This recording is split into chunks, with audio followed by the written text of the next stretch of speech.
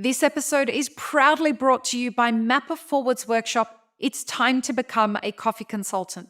Learn how to diversify your revenue streams and create freedom from your day job while saying goodbye to that alarm clock forever by becoming a consultant within the coffee industry or directly to consumers who have shifted towards home brewing and home roasting.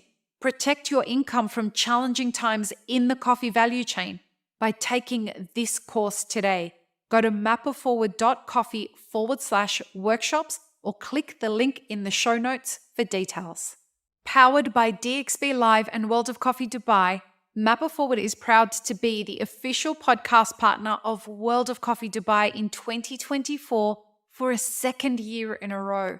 Broadcasting live on YouTube from the show floor over 3 wonderful days, we'll bring you conversations with old friends and new faces who are here in Dubai exploring great opportunities together.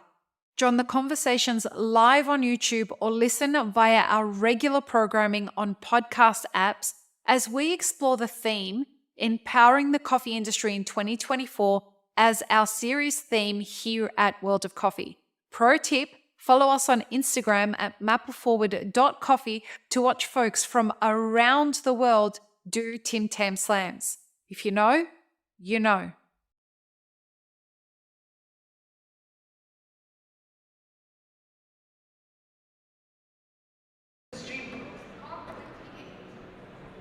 Three.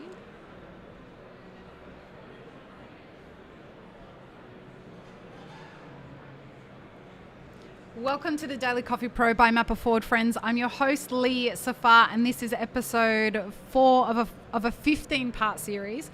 I'm used to saying 4 of a 5-part series, but this is episode 4 of a 15-part series, and I'm joined on the podcast for the first time with Rafael Vinhal. Rafael, we have been trying to do this for how long now? A long time, right? Yeah. So welcome to the podcast. Welcome to Dubai. It's a pleasure to have you here. Thank you. It's my pleasure. You are one of those freak coffee producers that when you taste your coffees, you remember it for the rest of your life. So having you on the podcast is something that's very exciting for me. From the perspective of, given the question that we're talking about, which is empowering the coffee industry in 2024. Before we talk about that, do you want to introduce Vinhal Cafe Artisans? Yeah. Did I say it Really? right? Yeah, Vinhal Cafés Artesanais. I'm trying. Yeah, but yeah. Tell everyone where you're from. Real quickly. So Yeah. I'm third generation on my family producing coffee. We're based in Ceado, Mineiro, Brazil. Mm-hmm. We've been, developing our business mainly focused on quality for the past 15 years or so. Mm-hmm. And since 2018, we started running our own trading company. Nice. So we're also focused on the global market. And basically, that's it. He's being super humble, folks. And you know he's being super humble if you've tasted Rafael's coffees before. They're the kind of thing, I've told this story a few times. But for those who don't know, I tasted your coffees for the first time at MICE. And I was walking around MICE with Marco from the DMCC, and we were just trying some coffees. And we tasted these weird coffees at a stand, and we thought for sure these were infused coffees. And the guy who was serving the coffee said, no, they're not infused at all. And we didn't believe him. And he said, go speak to the person who brings them into Australia. So we went to Southland, and they said, no, they're not infused coffees. And we were like, bullshit. And then we had a chat, and it turns out that, no, they're not infused coffees, but they are memorable coffees. So clearly when it comes to the idea of processing coffee, you guys are doing something quite interesting and innovative. So when it comes to empowerment, does innovation play a role for you in empowerment? 100%. Is that 100%. Where you want to go with the answering this question? Yeah. The answer for the question for me is pretty easy. Okay. If I'm doing the right thing, because basically my answer to the question is what we're doing. Right. So first of all, just two Yeah, please. two 2 points? small data. Only in Cerrado Mineiro, we're more than 4,500 coffee producers. Okay. Only in Cerrado Mineiro. In Brazil, the last statistic I saw talked about 300,000 coffee producers or That's so. wild. So my point is, it's too easy to be only a number, you know? Mm-hmm. And that's exactly what I don't like to be. So I want to stand out in the middle of so many producers and so many good producers. But maybe innovation is a way. Other producers, find other ways. So maybe with carbon neutral production or quality or marketing and everything. But I'd say what kicked us off to the world was innovation. And I'm not talking about 1 or 2 years. So we started to make these crazy experiments back in 2006, 2007. So we're talking about over 15 years. I love this. That's a long way of trial and error. So basically, yeah, no doubt innovation is super important. Well, and the reason I really love this is because for years now, excuse me, for years now we've been saying on the podcast that build slow and build undeniably and build well. Yeah. And don't build outside of your means. And there will come a time when what you've built stands the storm. And if you build undeniably, then what you build, people will see. They don't need to be convinced of it. They just get it immediately. Yeah. If you build well and you build something that isn't trying to trick people, your coffees aren't trying to trick people. Your coffees are just honestly delicious. Like that. And I don't say I'm saying they're honestly delicious. I'm saying that they're just being who they are. They're not trying to be something else. You can't compare what you're doing to, well, let me say this way. I have never, ever tasted anything like your coffees. We don't work together. I'm not your consultant. We don't do business together. You don't do business with any of my clients. I get nothing out of saying this. I admire people who build well. I admire people who build for the long game. Yeah. And when you and I had a conversation and you had told me, we've been working on this for a long, long time. Yeah. You had me. Why? Because far too many people in this industry are doing the opposite of empowerment. They're trying to convince people that you just got to follow the trends, which is the opposite of innovation. Yeah. And so what I'm really impressed by is that you guys are, I don't know if you call it pioneering because I don't know how you process your coffee, but you're definitely just in your own lane. And you're not looking to dominate the world. You're looking to build a sustainable business. 100%. Excuse me. Which, to be honest with you, I think that's massively empowering for people out there that are trying to figure out what 2024 is going to look like with all the volatility that's around us. Yeah. They need examples like you, no matter where they are in the supply chain, to do that. I got to ask you if you had a tip for someone that was looking to get to where you are, like a big part of building a business over 15 years. I know it's not just you. I know you've got your family involved in all of that. Yeah. When you're doing something like that, what do you think the superpowers that you have to have in order to build over an extended period of time are? Directly to the point. Add value to coffee. Wow. And build strong connections. When you say That's strong the key. connections, what do you mean? At the moment we are right now, all kinds of connections are important. So Yep. With, our workers, partners, fertilizer suppliers, even when we talk about a coffee crop, which is a open sky industry. Yes. Even with a kind of, you know, God or something, you have to have a existence. You have to have a connection. Yeah. But the main point for us today, where we are right now, is with customers around the globe.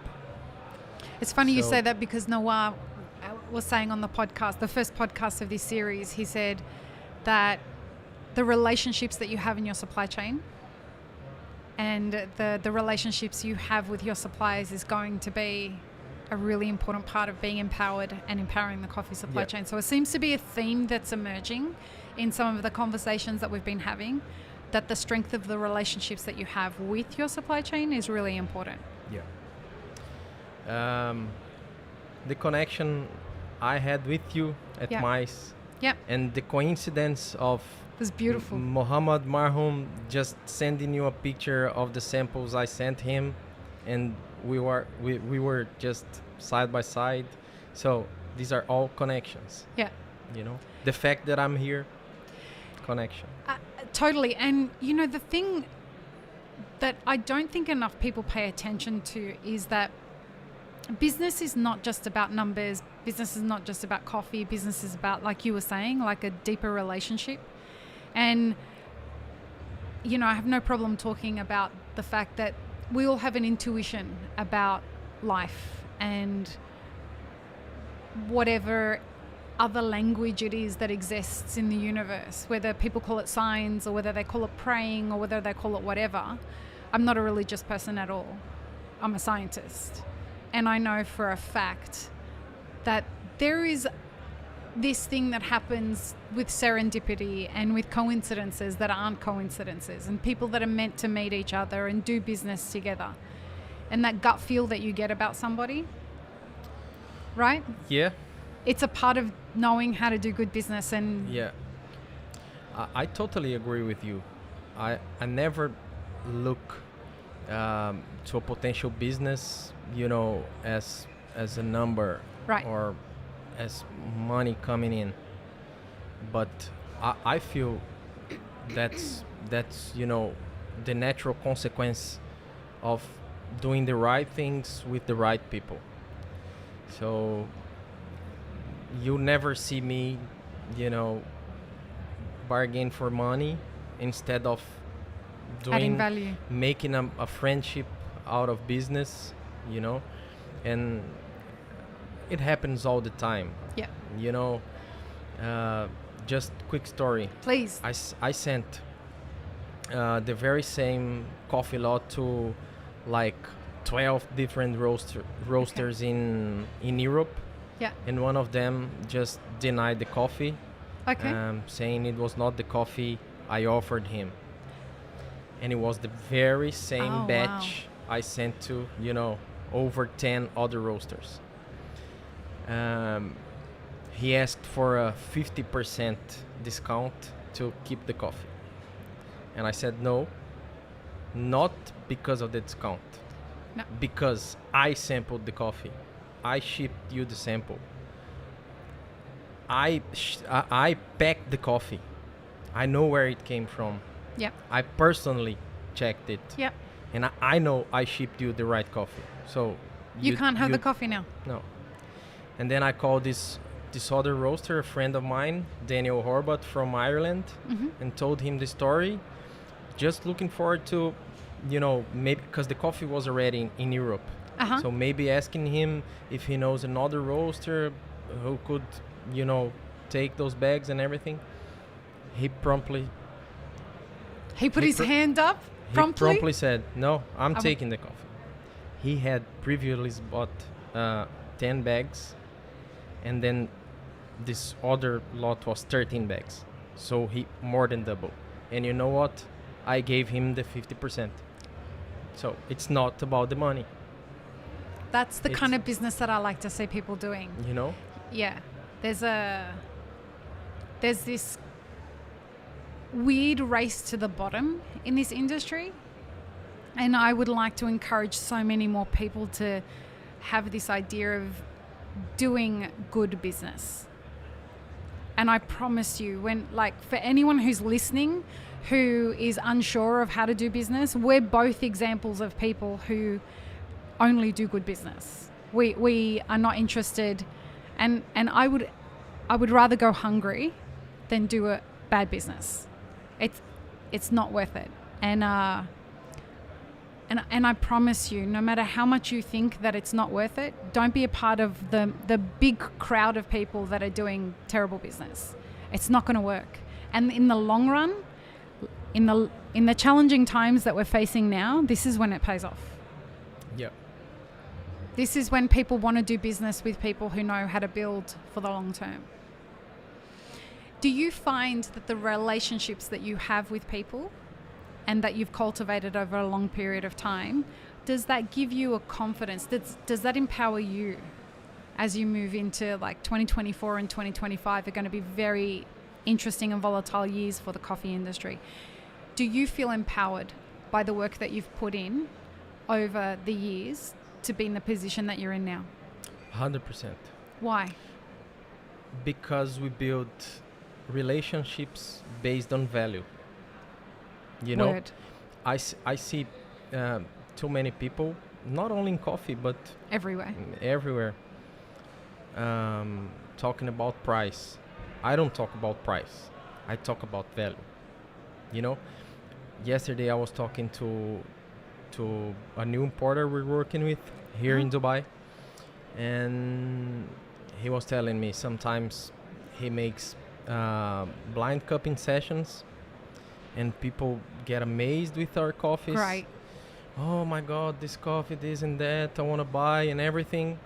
But when he opens and he says it's Brazil, then people say it's too expensive. Why?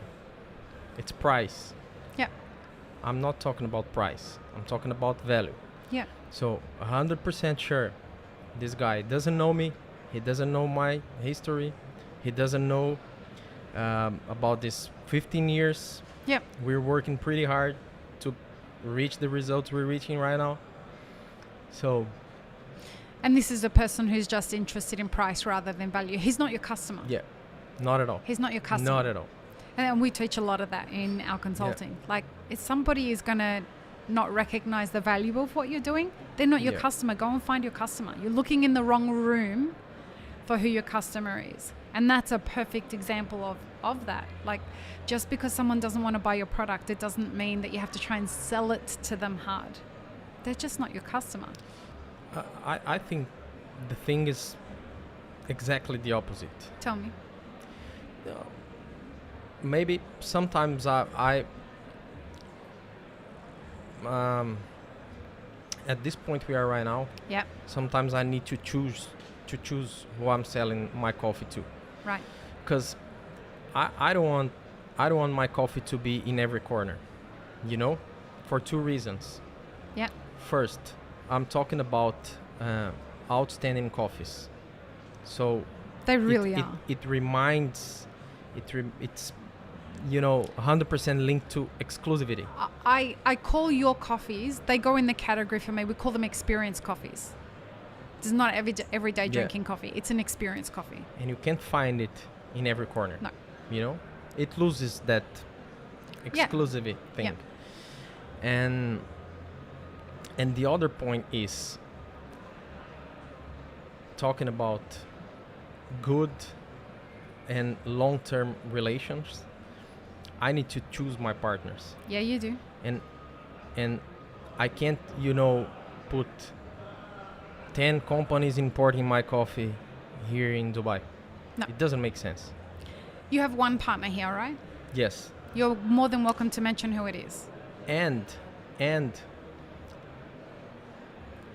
I don't have a exclusivity contract signed.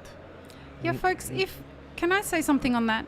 If a producer is asking you to, or an importer or anybody is asking you to sign an exclusive contract, I think you might want to think twice about that kind of behavior.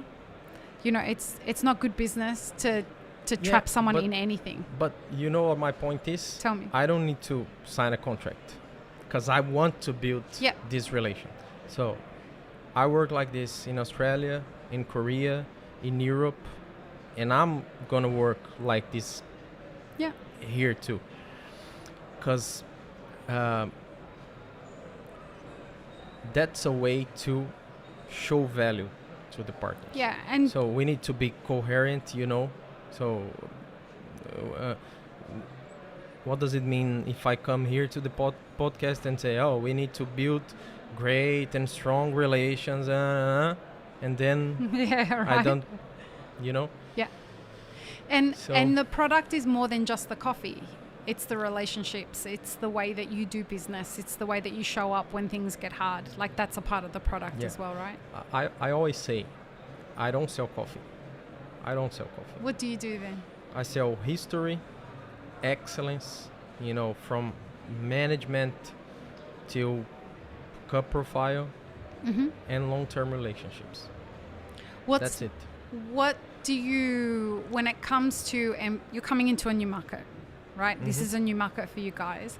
How do you see your coffees empowering this region? Because there isn't anything like it here, in my opinion.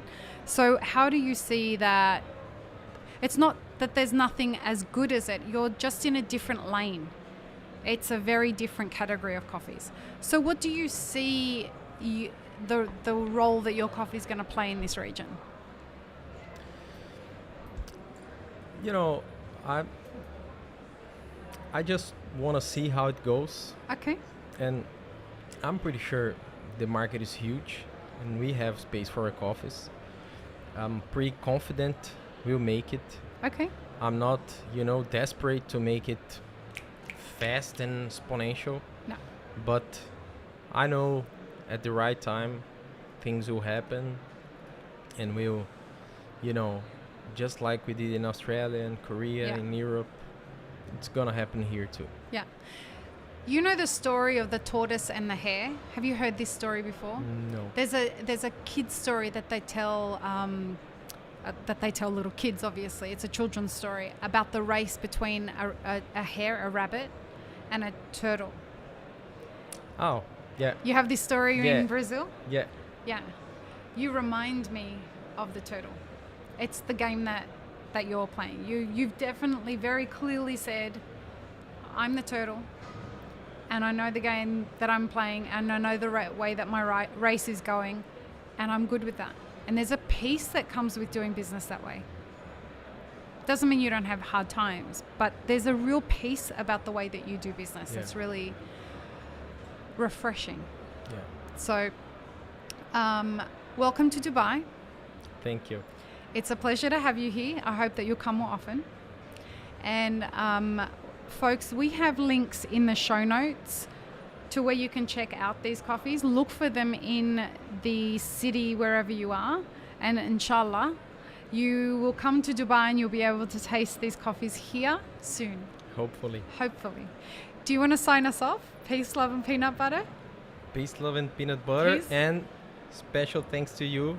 You're part of this journey we're making to Dubai. It's an honor to be a part of it. I'm grateful to you. It's my pleasure, and I'm really excited about seeing how you grow here because of the intentionality that you bring to it. I think it could be, and my whole thing about empowerment is I think that the way that we empower the industry is by platforms like this, giving a microphone to people who are doing business the way that I think business should be done. And so I deliberately don't bring people onto the podcast who I think are doing business that could be destructive. I'm very careful about how I choose the guests on this podcast. And I think that setting an example of people, whether I agree with the product or not, is irrelevant. But building sustainably and building for the long term and building in a way of, we're about to see a lot of businesses go out of business. So for people to see that before all that happens, that it's very clear the businesses that are going to stay standing, it's an honor to be able to bring you on and to showcase that. 100% my honor. Thank you. Peace, love, and peanut butter, everybody. Have an amazing rest of your day. This episode, friends. Please don't forget to show us some love by subscribing, liking, commenting, and most of all, sharing this podcast with your friends. Check the show notes for links, including our sponsors and our Patreon. And stay tuned for more great conversations on the Daily Coffee Pro by Map It Forward.